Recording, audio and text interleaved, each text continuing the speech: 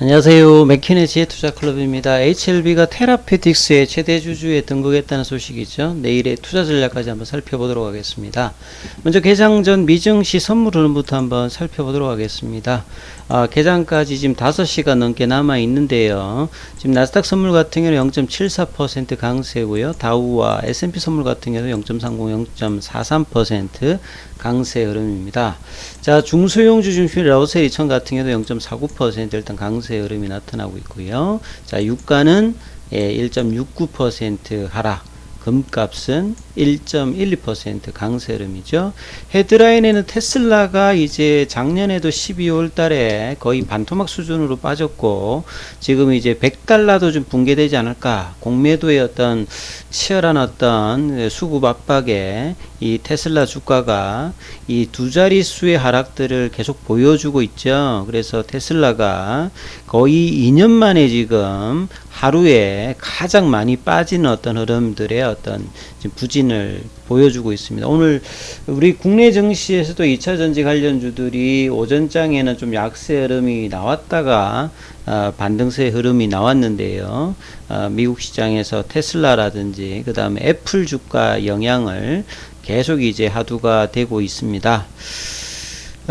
그런 어떤 내용들이 많고요. 이제 국내 시장 전반적으로 보시게 되면 1월 2일부터 3거래일 동안 오전장이 좋으면 오후장이 조금 이제 떨어지고, 오전장이 좀 나쁘면 오후장이 올라오고, 오늘 이제 세 번째 거래일에서는 원달러율 자체는 이제 0.70전 정도 조금 이제 올라갔던 흐름에서 이 외국인들과 기관들은 이제 코스닥에서는 좀 매도를 했는데 개인들이 좀 매수를 했고요. 이 거래소 쪽에서는 외국인 중심으로 특히 이제 반도체 관련되는 종목들이 계속 이제 부진한 흐름을 냈다가 오늘 SK 하이닉스라든지 삼성전자 관련되는 부분의 어떤 매수 흐름들이 나오면서 전반적인 어떤 지수의 어떤 회복들이 나와서 이 코스피 코스닥의 상승 종목 하락 종목 수는 압도적으로 상승 종목 수가 많았습니다. 자, HLB 관련되는 종목들을 보게 되면 테라피틱스가 한 2.59%, 글로벌이 1.69%, 노트스가 3.84%. 항상 보면 이제 HLB는 시장이 어떤 상승에도 크게 움직이지 않고 하락할 때도 뭐 크게 움직이지 않는 또 개별적인 어떤 이슈로 종목들이 움직였는데요.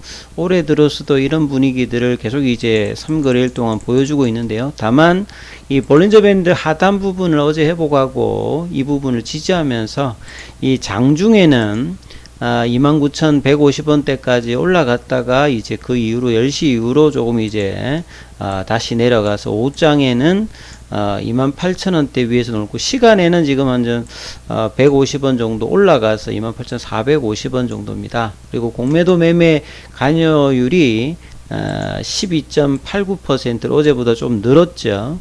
그리고 장중에 어떤 수급의 어떤 압박을 볼 수 있는 프로그램 매도가 또 이렇게 나오면서 장중에 좀 눌려지는 어떤 흐름에서 3만원대 흐름과 21선 부근의 어떤 회복이 좀처럼 좀 쉽지는 않습니다. 거래량도 지금 3거래일 작년 말 대비해서는 지금 일단은 줄어져 있는 상태이기 때문에 수급이 나오면서 거래가 어떻게 나오느냐가 일단 가장 중요한 어떤 포인트라고 보여지죠.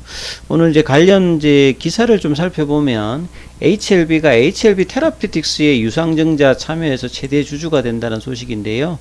이 본래는 HLB 테라피틱스에서 보면 이 HLB 글로벌이 이제 기존에 한 5%로 이제 최대 주주였고, HLB가 한 1.67 정도 가지고 있었거든요. 근데 이제 오늘 이제 이사회를 열고 3자 배정 유상증자에 참여하면서 115만 주 정도의 어떤 신주를 취득하면서 총 지분율 5%로 이제 최대 주주로 올라섰다 소식입니다.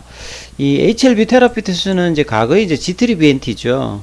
본래 이제 IT 사업을 하다가 이제 G3BNT가 이제 바이오 쪽으로 방향을 돌리면서 조금 이제 다른 어떤 형태였습니다. 이제 각각의 파이프라인마다 미국의 어떤 이제 개발 자회사들을 두면서 예, 한 3개 정도 파이프라인을 유지하다가 이 개발 자금 어떤 이제 부족들로 이제 HLB 쪽으로 이제 인수가 되면서 작년에도 이제 인수 이후에 이제 유중이라든지 이런 걸 통해서 자금 확보를 되어서 개발을 좀 올렸는데요. 이번 또 이제 HLB 쪽에 이 3자 배전 유상증자의 어떤 자금 확보를 통해서 좀 더 이 기존의 파이프라인의 어떤 안구건조증, 삼상 관련되는 부분과 신경영양성 각막염, 그 다음에 이제 교무세포종 같은 경우에는 이뮤노미계 테라피틱스에서도 이 교무세포종 관련되는 부분하고 이 HLB 테라피틱스에도 교무세포종 관련되는 부분하니까 시너지 효과가 있을 수 있겠죠. 그래서 이번 지분 인수로 기업가치 개선과 지배력 강화 이런 어떤 긍정적인 효과를 볼 수 있는 상태에서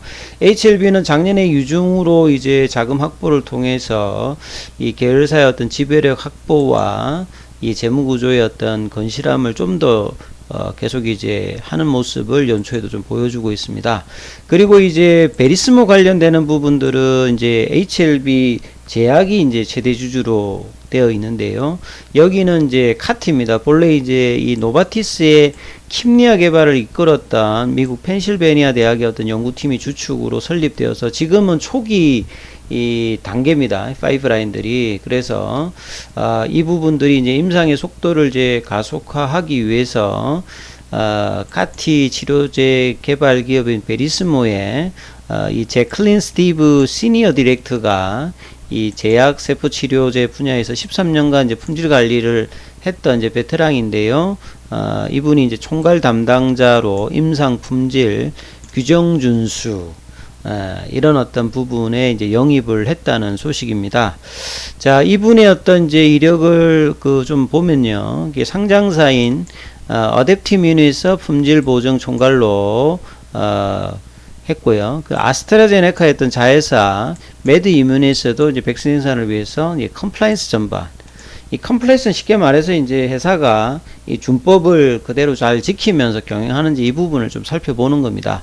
자, 카티 치료제는 이제 항암제 중에서도 앞서 있는 차세대 이제 항암제 중에 일종인데요.